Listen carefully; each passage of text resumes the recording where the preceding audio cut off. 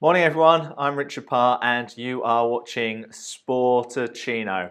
Wowie wower, Barcelona, what an incredible night it was at the Nou Camp in the Champions League. 4-0 down from the first leg against Paris Saint-Germain and winning the tie. 6-1 on the night, 6-5 on aggregate. Is it the greatest ever comeback in the history of football? I'd love to get your thoughts on that this morning as we are live on Facebook, Periscope and on YouTube. Please get involved in the conversation this morning. We're going to discuss that. We're going to talk about Borussia Dortmund's win over Benfica. We'll look ahead to the Europa League. Plus, I've got an amazing guest coming up as well. All of that on today's Sportuccino. But let's begin the day with our morning sports headlines.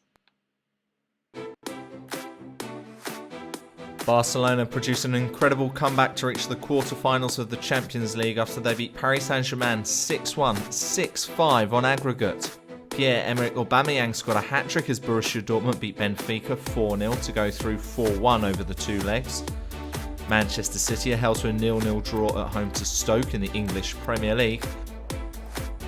And the reigning 100 metres champion Shelly-Ann Fraser-Pryce will miss this year's World Championships in London because she's pregnant. Yes, many congratulations to Shelly-Ann Fraser-Pryce. I interviewed her a few years ago when I was living back in Doha. Really nice lady. So congratulations to her for being pregnant. Although it will be a shame not to see her compete in London at the World Athletics Championships later this year. I'm sure it'll be a great event nonetheless. And in fact, she's been so dominant in the 100 metres in the last few years. I think a few of her competitors might be pleased not to see her competing and actually gives them a chance for once in that event. All right, before we move on, I want to tell you about Virtual Staff Finder. Virtual Staff Finder is a company that we have used to help build our team here at Sportuccino, and you can do exactly the same. Now, you might need someone who's an SEO specialist. Maybe you need someone who's really good with social media or WordPress or some kind of graphic designer. Well, Virtual Staff Finder can help you source that person for you. Why don't you check them out? I'm going to put a link to them on our Facebook page and on our YouTube page. Plus, you can check everything out about that on the resources page at sportuccino.com. Really easy to do. Go and check them out. I highly recommend the Virtual Staff Finder. And of course, if you do click through the link, if you do start using that company, then you'll also be helping support Sportuccino. All right, so let's talk about it. That amazing game between Barcelona and Paris Saint-Germain. I'll be honest, I was flicking through the channels in the first half. Started watching Dortmund because I thought the Dortmund-Benfica game was kind of sitting nicely on the fence there. Benfica 1-0 up, Dortmund with a great home record. Dortmund then got an early goal through Aubameyang, and I thought, all right, this could be an interesting game.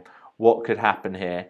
And then I was like, oh, but Man City, Stoke, and are the people around me in my fantasy team going to overtake me? And so I ended up watching that until the first half, at which point I think Barcelona were then 2-0 up. So I started to watch that game, and then Messi got that penalty to make it 3-0. And you're thinking, oh, okay, could they do this? They need one more goal. And then when PSG got the goal back through Cavani, you thought it was all over. It was 3-1, I think that's 5-3. But then, with 7 minutes to go, Barca not with 7 minutes to go, with a few minutes to go, but in the last 7 minutes, Barcelona scored 3 goals. An incredible Neymar free kick in the 88th minute. I love the commentary from Ian Dark on BT Sports yesterday. I think he said it was like a tracer missile or something like that. Absolutely amazing stuff there from Neymar. An incredible strike. And then in the 91st minute, Suarez was taken down. Some people think it was a dive. What do you think? Was it a dive? Love to get your thoughts on that. And then Neymar put away the resulting penalty. And in the 95th minute, there was less than 30 seconds of the game to go. The ball's crossed over by Neymar, and Sergi Roberto completing one of the greatest comebacks certainly in the Champions League, maybe in football ever. absolutely an amazing scene at the Nou Camp. 90,000 people going absolutely crazy. I think everyone watching the game at home was off their feet. You saw the great reaction in the BT Sports studio with Gary Lineker as well, and Steven Gerrard and Michael Owen. Everyone absolutely amazed by that performance by Barcelona. Well, we're talking about it more on our Twitter page on the poll. Let's have a quick reminder of the result of yesterday's poll first. And it is it time for Arsene Wenger to leave? Of course, Arsenal had that huge, humiliating defeat to Bayern Munich where they lost 10-2 on aggregate, 5-1 on Tuesday night. Is it time for Wenger to go? There was a little protest of about 200 people before the game saying it's time for a change, it's time for Wenger to go. Well, on the poll, 80% of you think that it is time for Arsene Wenger to leave. 20% of you say no. Will it happen? It won't happen until the end of the season. I'm pretty certain of that. But could it happen then? And if so, who should replace him? That, of course, becomes the obvious question after that. We'll have to wait and see. So let's have a look at today's poll. Today we are talking about Barcelona's incredible win over Paris Saint-Germain in the Champions League. And is it the greatest comeback ever in football? Simple question, yes or no. It's on our Twitter page at Sportuccino. Is it the greatest comeback ever in football? Did a little bit of research and had a little look at some of the other amazing comebacks. Of course, you had Liverpool in 2005 when they won the Champions League from being 3-0 down against AC Milan in the final, got 3 second-half goals, then won it on penalties. That, of course, is that famous night in Istanbul. Is that the greatest ever comeback? Of course, Manchester United were losing 1-0 to Bayern Munich in the 1999 final, but got 2 late goals through Solskjaer and Sheringham to win in the Nou Camp. Yeah, the Nou Camp does have some amazing historical moments, doesn't it? And it's creating more and more all the time. Is that the greatest ever comeback? A few more examples. We've got that recent international between Germany and Sweden. I think Germany were 4-0 up. Sweden got 4 goals back. Newcastle, they came back from 4-0 down at home to Arsenal to draw 4-4 in the Premier League a few years ago. There was that cup game between Reading and Arsenal. Reading 3-1 up at half-time. 4-1 up at half-time. Ended up losing 7-5 to Arsenal. That was a great game. You had Spurs 3-0 up against Manchester United in 2001. Ended up losing 5-3. Last season in the Europa League, Liverpool, they were 3-1 down from the first leg against Borussia Dortmund. Ended up going through 4-3. I think it was a late Dejan Lovren goal there. Another incredible moment. So many great moments. But was Barcelona's the greatest comeback ever? Would love to get your thoughts on all of that. One more thing to mention about last night's Champions League, and it was Borussia Dortmund's 4-0 win against Benfica. Another hat-trick for Pierre-Emerick Aubameyang. He's a really good player, hasn't he? The Gabon international. Could he be on his way to the Premier League in the summer? We'll have to wait and see. Been linked a few times with Man City in the past. I think Liverpool fans would love him to connect with Jurgen Klopp once more. We'll see if that happens. Pulisic also got the other goal there. Benfica were 1-0 up from the first leg, but 4-1. Incredible stuff there from Dortmund over the 2 legs. I think they will be a tricky side to face if you face them in the quarterfinals. Of course, there are more semi-finals next week, including Leicester against Sevilla. All right, so that is our wrap of the Champions League. And we don't just talk football on this programme. We don't just talk sports, but we like to improve ourselves. We like to talk about health and fitness, what we can do in the gym, what we can do in putting food into our body, looking at our diet, looking at our nutrition. And we like to get some of the top people in the industry to talk about their amazing stories. And I'm delighted to say that live from New Zealand, I'm about to introduce Elora Harre, who has an absolutely amazing story. Good morning to you, Laura. How are you this morning? I'm fantastic, thank you. How are you? I'm very, very good. I'm delighted to talk to you. Now, you've got an amazing story. You're known as the Shrinking Violet, and I believe you were 19 and you decided to make a lifestyle change and you lost 55 kilos, is that right? Correct. That was an amazing thing. What motivated you to make that change at that moment? Basically, what happened is I got back from Auckland in 2013, and I was a picture of terrible, terrible health. I'd come back from a year of studying, and as students do, we all eat like crap. And so I had come back more overweight than ever, sicker than ever. I was getting really bad headaches. My anxiety was out of control, and I just wasn't feeling great. And it actually got to the point where I thought I might have type 2 diabetes, which for someone at 19 is obviously a really, really big deal and not great at all. So that was sort of what gave me the motivation to start my journey. So when you decided to start your journey, what were the first few things you did when you began? What were the slight changes you were making to your diet, and also the things you started to do from an exercise point of view as well? The first 2 weeks I actually just spent adjusting my diet. So I switched to clean eating, which meant I removed a lot of the processed foods from my diet, and just concentrated on meat and vegetables and a few other things. And it sort of grew from there. After that initial 2 weeks, I then started trying to go for like 45-minute walks a few times a week. And then it just sort of grew from there and continued and snowballed. So what did it snowball towards the end? Were you someone who would be going to the gym every day? Was it a certain set routine that you made? No, so I definitely didn't go to the gym every day.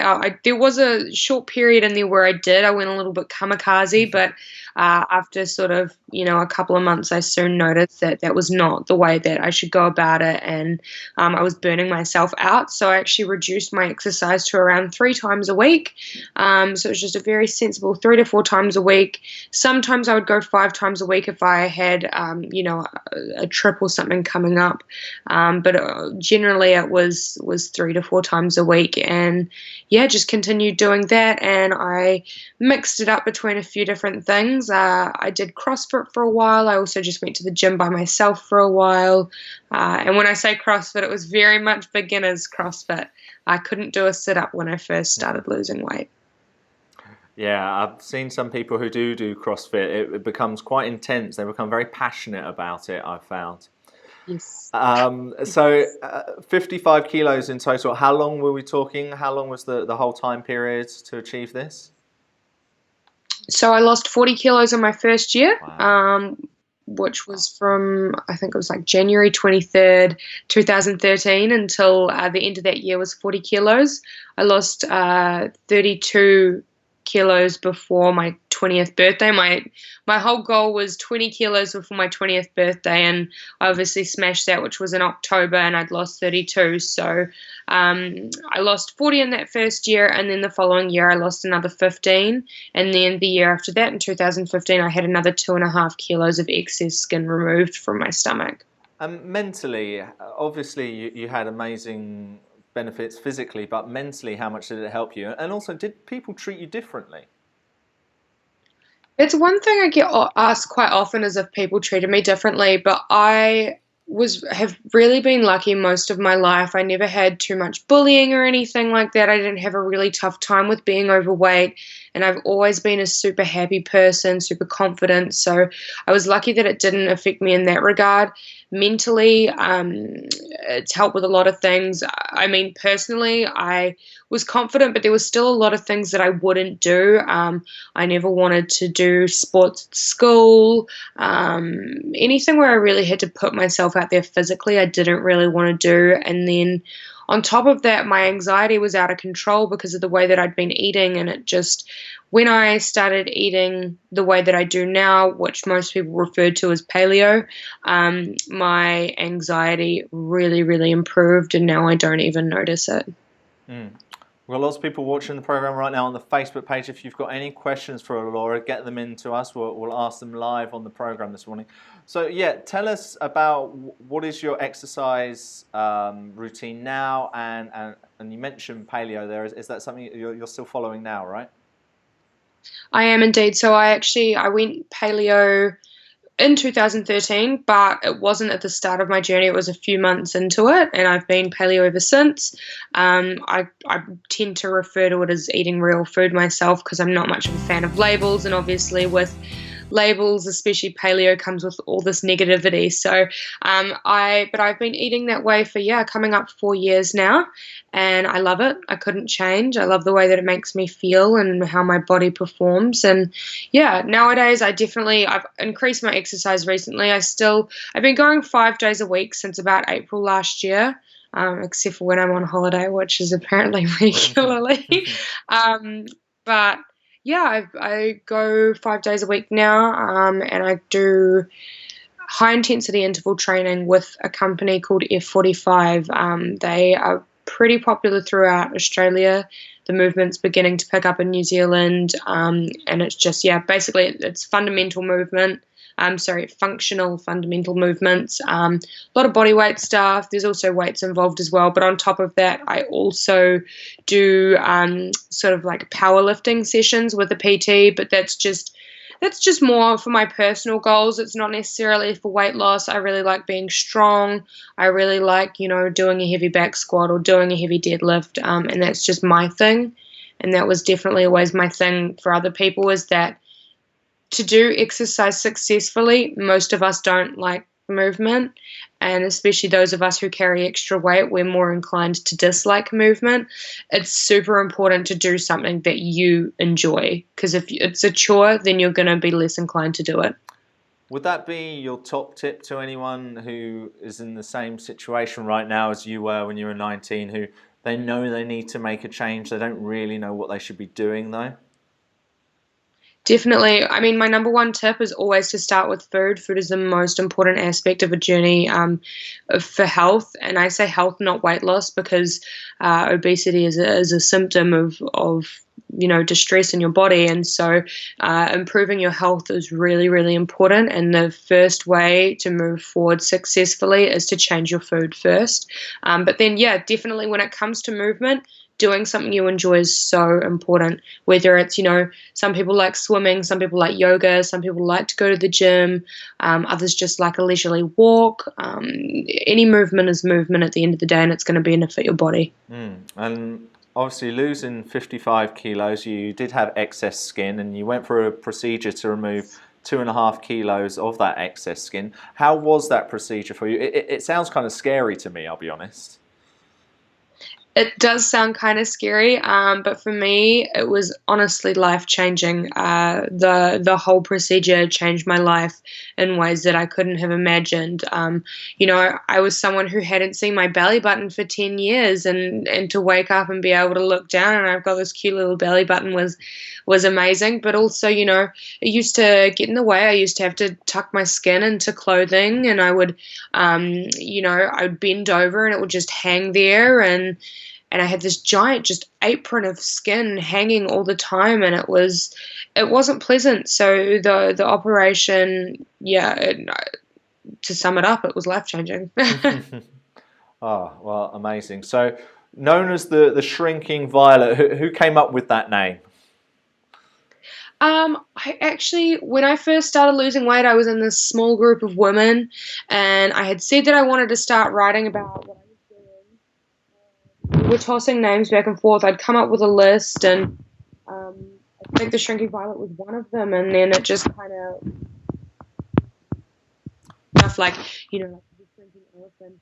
Elora, we're losing sound from you. I don't know if, Elora, I think you may have touched something or knocked something there. Hopefully not. Can you hear me now? There we go. So, great. Sorry, you were talking about the name Shrinking Violet. Yeah. So I was in a small group of women, and I had said that I wanted to start writing about what I was doing and my weight loss, and I had a list of names that I had there, and I think the Shrinking Violet was among them.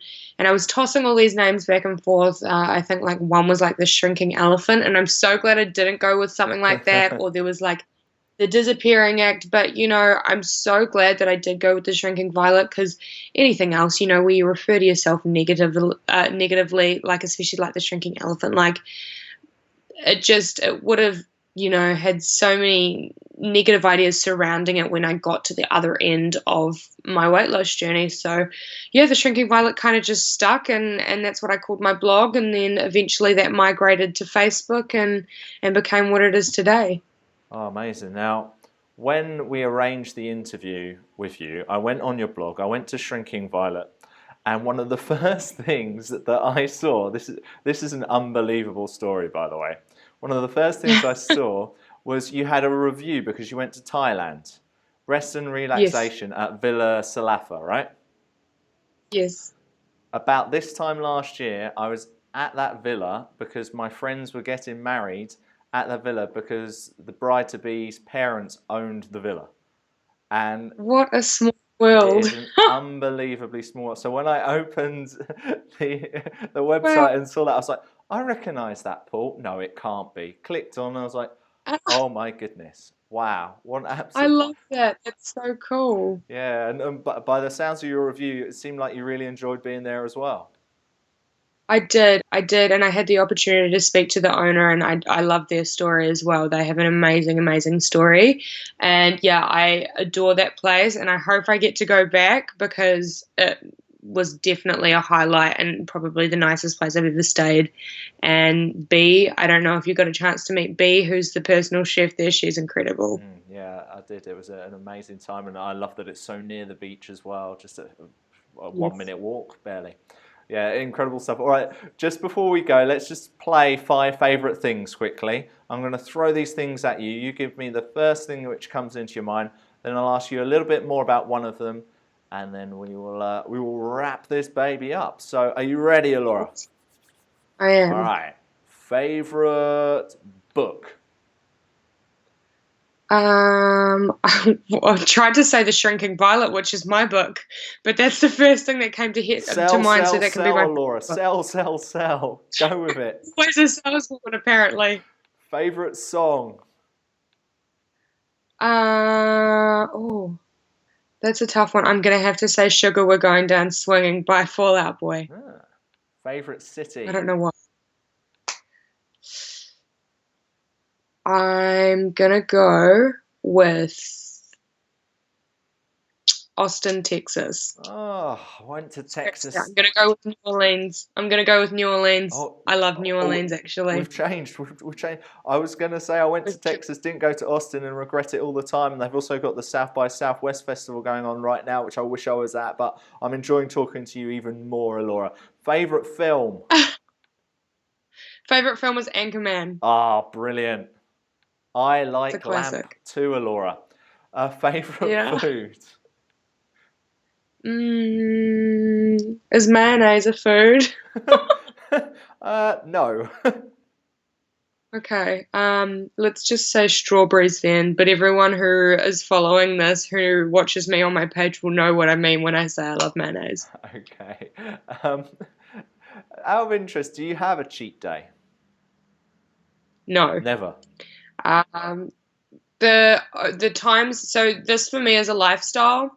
If I eat something that isn't something I usually would eat, which most people would consider a cheat, I don't call it that. It's just something that I've eaten. It's nothing special. It's just something that I've had out of the blue. And the only time I'll generally do that is when I'm traveling.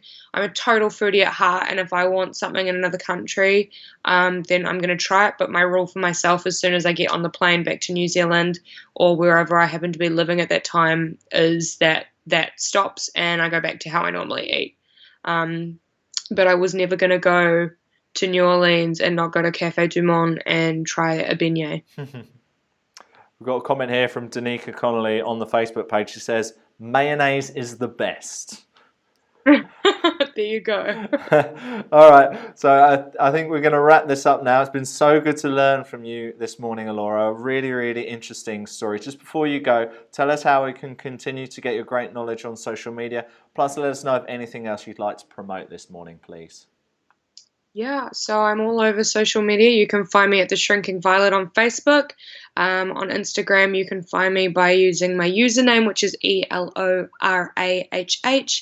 I'm on Snapchat, but that's also on the Instagram. And yeah, I guess the only other thing that I would love to promote is my secondary business, 10-Week Challenge, which is where I help people transform their lives through food. So that's 10weekchallenge.co.nz. Great, well, we'll check that out. Thank you so much for your time. It's been really good talking to you. Elora Harre from The Shrinking Violet. Thank you for being on Sportuccino. Thank you. Really, really good to talk to Elora this morning on Sportuccino. I think we can all agree that that was an amazing story and a fun chat with her as well. Now, when I speak to people such as Elora and other Olympic and world champions, like I do on my podcast, The Best in the World with Richard Parr, one of the things a lot of them are always talking about is goal setting, and that's what we try to do on our Snapchat page. We like to do a goal of the day, and it's normally related to fitness, but it can also be about the one thing that you want to achieve in the day. So you have it down, you have it noted, and it's the one thing that you're working towards. Because we think about so many different things, and sometimes it's really good just to focus on one thing each day. So let's have a look at what's on our Snapchat page this morning.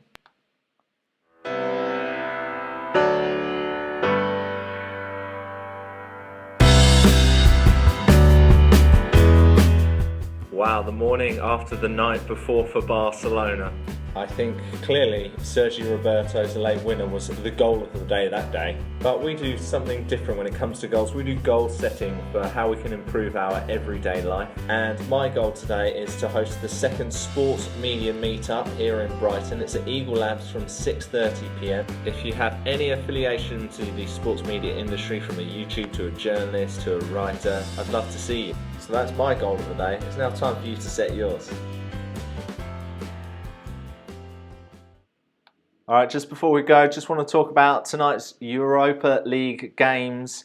Manchester United are in Russia. They've travelled 2,100 miles to take on FC Rostov. Jose Mourinho isn't very happy with the pitch for that game. He was hoping to bring back Henrik Mkhitaryan, but he's not sure he'll risk Mkhitaryan on the quality of the pitch in Russia. There's no Eric Bailly, he's suspended. Wayne Rooney and Luke Shaw didn't travel with United. The other big game is between Roma and Lyon. It hasn't been very good for Roma recently. They lost to Napoli in the league at the weekend. They're 8 points behind the leaders, Juventus. They also lost to Lazio in the Coppa Italia. Doesn't look like they'll be going through in that either. So the Europa League could be their only chance of silverware this season. They face a Lyon side which absolutely smashed AZ Alkmaar in the last round, 11-2 across the two legs. So that could be a very interesting game tonight in the Europa League. Maybe send us your predictions on the Facebook and on the YouTube page. All right, we have nearly come to the end of today's Sportuccino. Just before we go, let's get a quick reminder of today's sports headlines. Barcelona produced an incredible comeback to reach the quarter-finals of the Champions League after they beat Paris Saint-Germain 6-1, 6-5 on aggregate. Pierre-Emerick Aubameyang scored a hat-trick as Borussia Dortmund beat Benfica 4-0 to go through 4-1 over the two legs. Manchester City are held to a 0-0 draw at home to Stoke in the English Premier League. And the reigning 100 metres champion Shelly-Ann Fraser-Pryce will miss this year's World Championships in London because she's pregnant. So that's it for today's Sportuccino. Thank you to Elora Harre for being on the show from the Shrinking Violet blog. Really good to talk to her. On tomorrow's Sportuccino, on Friday, I'll be speaking to the sports journalist Mitch Freely. He'll be live from Qatar. So yes, we've been live in New Zealand and now we're going to be live in Qatar. He's going to be looking ahead to another massive weekend in sport with me. He'll also be talking to me about what it's like to be a sports journalist in the Middle East, and in particular working on the Qatar Football League, the Qatar Stars League. That's going to be very interesting. You do not want to miss it because we're live on Facebook, we are live on YouTube, and we are live on Periscope every single weekday. So I can't wait to talk to you then. I've been Richard Parr. You've been watching Sportuccino. I hope you have a fantastic sporting day.